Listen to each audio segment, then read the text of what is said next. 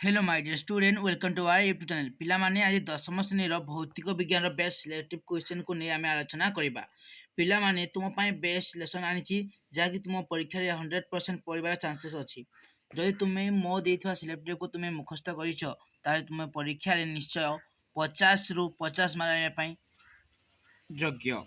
चलतु आलोचना करवा क्वेश्चन आंसर विस्थापन और द्वैत विस्थापन प्रतिक्रिया मध्य पार्थक्य कौन यही दुईटी रासायनिक प्रतिक्रिया रासायनिक समीकरण सब बुझाओ पिलामाने तुमको मु भिडियो शेष पर्यंत देख मु लास्ट बतई किपर आम समस्त क्वेश्चन आंसर दे पारिबा एवं समस्त आंसर को आम किपर प्रोसेस लिखिपा जहाँफल गोटे एग्जामिनर फुल मार्क दब यही सब क्वेश्चन आंसर लास्ट आलोचना कर तुम लास्ट पर्यंत देख अवक्षेपण प्रतिक्रिया कौन उदाहरण सह बुझाओ।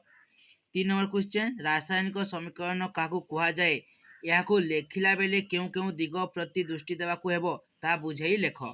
3 number question plaster of Paris को एक आर्द्रता प्रतिरोध पात्र में रखा उचित कहीं बुझे लेख। 5 नंबर क्वेश्चन धोइबा सोडा और खाइबा सोडार दुईटी लेखा व्यवहार लेख पिला माने खाइबा सोडा और धोइबा सोडा दुईटी व्यवहार लेख निश्चय तुम 2 मार्क पड़ो एवं सोडियम हाइड्रोजन कार्बोनेट बोले भी धोइबा सोडा खाइबा सोडा को बुझाइब। 6 नंबर क्वेश्चन ब्लीचिंग पाउडर किपरि उत्पन्न हुए रासायनिक समीकरण सह बुझाओ दुईटी व्यवहार लेख लेख पिला माने प्लास्टर ऑफ प्यारिस खाइबा सोडा बा धोइबा सोडा ब्लीचिंग पाउडर ये तीनोटी रु गोटे पिला माने निश्चय पड़ो पूरा भेरी भेरी इंपोर्टेंट क्वेश्चन तो मन रख ये तीनोटी क्वेश्चन आंसर को मुखस्त करदेव। 7 नंबर क्वेश्चन लुहार कलंकी निरोध पर दुईटी उपाय लेख। 8 नंबर क्वेश्चन धातु और अधातु मध्य रासायनिक धर्मगुड़िकर पार्थक्य लेख। 9 नंबर क्वेश्चन एम्फोटेरिक ऑक्साइड कौन उदाहरण सह बुझाओ। 10 नंबर क्वेश्चन होमोलॉगस श्रेणी कौन उदाहरण सह बुझाओ। 11 नंबर क्वेश्चन सहसंयोज्य बंधन गठन CH3Cl उदाहरण सह बुझाओ इटा भेरी भेरी इंपोर्टेंट पिला माने। तापरे परवर्ती क्वेश्चन रही अछि स्टैंडर्ड सिद्धांत को गोटे उदाहरण सह बुझाओ। 13 नंबर क्वेश्चन इंद्रधनु किपरि सृष्टि हुए एक पोस्टर नामांकित चित्र कर। 14 नंबर क्वेश्चन मानव चक्षुर एक चित्र अंकन कर एवं नामांकन करी कनिटिका और चक्षुर लेंस कार्य लेख पिला माने इटा भेरी भेरी इंपोर्टेंट मानव चक्षु चित्र अंकन करिया पड़ी पारे ना चक्षुर लेंस कार्य कौन लिखा पड़ो इटा मुखस्त कर दो पिला माने। 15 नंबर क्वेश्चन फ्लेमिंग का दक्षिण हस्त नियम लेख यही नियम क्यों वैद्युतिक उपकरण कार्य प्रणाली बुझापी व्यवहार कर यहीटा भी इंपोर्टेंट सब इंपोर्टेंट 20टी इंपोर्टेंट क्वेश्चन ही तुम परीक्षा पड़ो। वैद्युतिक पावर एवं वैद्युतिक शक्ति मध्य पार्थक्य लेख एकक सह। 17 नंबर क्वेश्चन अम्ल वर्षा कौन दुईटी कुप्रभाव लेख। 18 नंबर क्वेश्चन न्यूलैंड का अष्टक नियम कौन भेरी भेरी इंपोर्टेंट असुविधा गुड़िक भी लेख। 19 नंबर क्वेश्चन गोटे उत्तल लेंस रे 30 सेमी दूर रे वस्तु रखि प्रतिबिंब वस्तु ठारू 80 सेमी दूर सृष्टि हेले लेंस फोकस केते एमिति गणित गोटे पड़ो। आधुनिक पर्याय नियमटी कौन आधुनिक पर्याय सारणी प्रति पर्याय और श्रेणी मौलिक गुड़िकर परमाणु आकार किपरि बदली जाए ताहाकू उदाहरण सह बुझाओ ये 20टी क्वेश्चन तुम परीक्षा भेरी भेरी इंपोर्टेंट तापर बुझा आम केते गुड़िए सूत्र एवं भौतिक विज्ञान 1 मार्किया 2 मार्किया 3 मार्किया लंग क्वेश्चन लिखि पड़े यही सब किसी आंसर तुम कार्य देवा पिला माने तार आलोचना करबा।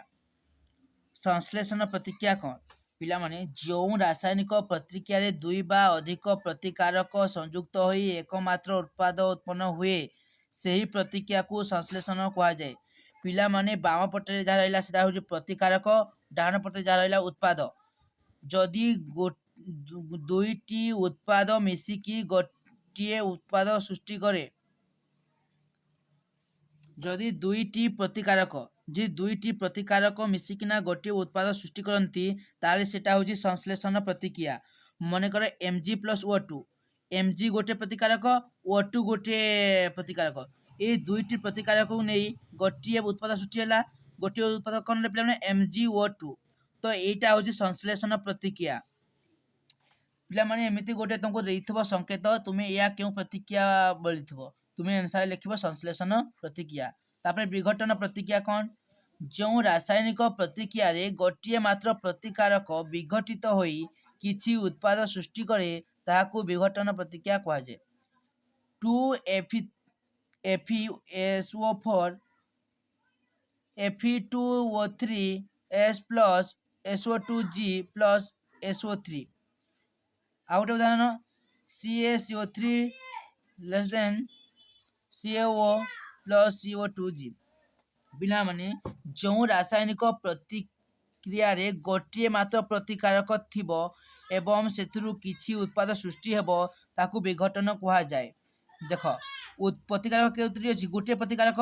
ତ ଗୋଟିଏ ପ୍ରତିକାରକ ଯେତେବେଳେ ଅନେକ ଗୁଡ଼ିଏ ଉତ୍ପାଦରେ ସୃଷ୍ଟି ହୁଏ ତାକୁ ବିଘଟନ କୁହାଯାଏ। କିନ୍ତୁ ସଂଶ୍ଲେଷଣ ପ୍ରତିକ୍ରିୟାରେ କ'ଣ ଥିଲା ପିଲାମାନେ? ଦୁଇଟି ପ୍ରତିକାରକ ମିଶିକି ଗୋଟିଏ ଉତ୍ପାଦ ସୃଷ୍ଟି କଲେ ସଂଶ୍ଲେଷଣ। ଆଉ ଯଦି ଗୋଟିଏ ପ୍ରତିକାରକ 2-3ଟି ଉତ୍ପାଦ ସୃଷ୍ଟି କରେ ତାକୁ ବିଘଟନ କୁହାଯାଏ। ତାପରେ ଆଲୋଚନା କରିବା ବିସ୍ଥାପନ। ଯେଉଁ ରାସାୟନିକ ପ୍ରତିକ୍ରିୟାରେ ଗୋଟିଏ ମୌଳିକ କୌଣସି ଏକ ମୌଳିକ ଯୌଗିକର ମୌଳିକକୁ ଅପସାରଣ କରି ସେହି ରାସାୟନିକ ପ୍ରତିକ୍ରିୟାକୁ ବିସ୍ଥାପନ ପ୍ରତିକ୍ରିୟା କୁହାଯାଏ। ବିସ୍ଥାପନ ପ୍ରତିକ୍ରିୟା କୁହାଯାଏ ଯେଉଁ ରାସାୟନିକ ପ୍ରତିକ୍ରିୟାରେ ଗୋଟିଏ ମୌଳିକ କୌଣସି ଏକ ଯୌଗିକର ମୌଳିକକୁ ଅପସାରଣ କରି ସେହି ରାସାୟନିକ ପ୍ରତିକ୍ରିୟାକୁ ବିସ୍ଥାପନ କରେ। ଦେଖ Zn plus CuSO4 তীর চিহ্ন ZnSO4 plus CuS। ଆଉ ଗୋଟେ ଉଦାହରଣ PbS plus SuCl2 তীର ଚିହ୍ନ PbCl2 plus Cu। ପିଲାମାନେ ଦେଖ ଜିଙ୍କ ଏବଂ କ୍ଲୋରିକ୍ ସଲଫାଇଡ୍ ଦେଖ ଚେଞ୍ଜ ହେଇଛି। ଜେଡକୁ ଜେଡ୍ ରହିଲା, ଏଇ ଲାଷ୍ଟ ପ୍ରତିକାରକଟି ଆଗକୁ ଭାଗି ଆସିଛି ଏବଂ ଏଇଟା ଶେଷକୁ ଭାଗି ଯାଇଛି। ତ ମୌଳିକ ଏବଂ ଯୌଗିକର ବିସ୍ଥାପନରେ ବିଭ୍ରାଟ ହେଉଛି, ତ ଏହା ହେଉଛି ବିସ୍ଥାପନ। ତାପରେ ଆମେ ଆଲୋଚନା କରିବା ଦ୍ୱୈତ ବିସ୍ଥାପନ। ଯେଉଁ ରାସାୟନିକ ପ୍ରତିକ୍ରିୟାରେ ପ୍ରତିକାରକ ଦୁଇଟି ମଧ୍ୟରେ ଆୟନ ବିନିମୟ ଘଟିଥାଏ ତାହାକୁ ଦ୍ୱୈତ ବିସ୍ଥାପନ କୁହାଯାଏ। ପିଲାମାନେ ଯେତେବେଳେ ଦୁଇଟି ରାସାୟନିକ ପ୍ରତିକାରକ ମାନଙ୍କ ମଧ୍ୟରେ ଆୟନ ବିନିମୟ ହୋଇଥାଏ ତାହାକୁ ଦ୍ୱୈତ ବିସ୍ଥାପନ କୁହାଯାଏ।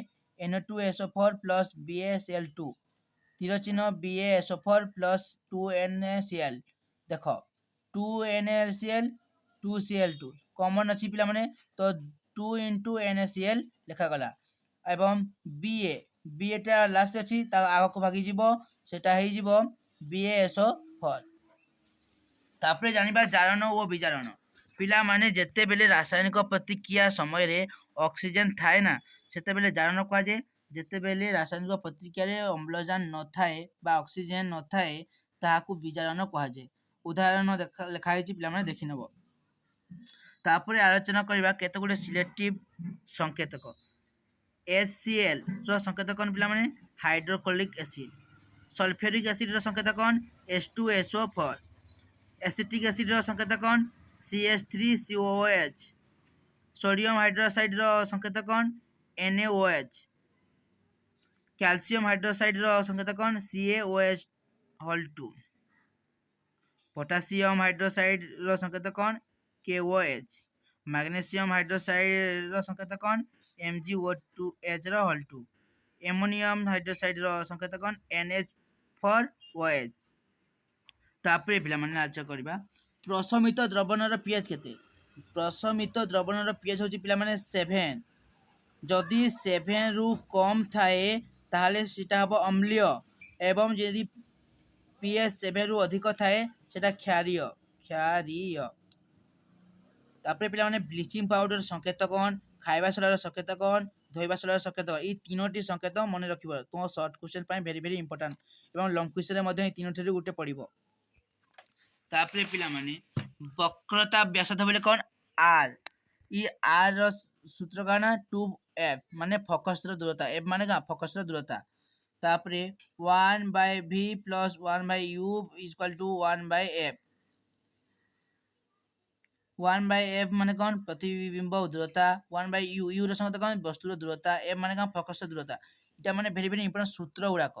এই সূত্র গুড়াକୁ মনে ରଖ ତୁମ ପାଇଁ ମ୍ୟାଥ୍ କରିବା ପାଇଁ ଇମ୍ପୋର୍ଟାଣ୍ଟ କାରଣ ତୁମ ଭୌତିକ ବିଜ୍ଞାନରେ ଗୋଟିଏ ମ୍ୟାଥ୍ ପଡ଼ିବ ବୋଲେ ମନେକର ଦେଇଥିବ ବସ୍ତୁର ଦୂରତା ଏତିରେ ଗଲେ କେତେ ହେବ ଫୋକସର ଦୂରତା କେତେ ତ ୟାକୁ ସବୁ ସୂତ୍ରମାନ ଘୋଷି ନେବରେ ପିଲାମାନେ ଏବଂ ତୁମ ସର୍ଟ କ୍ୱେଶ୍ଚନରେ ମଧ୍ୟ ପଡ଼ିବ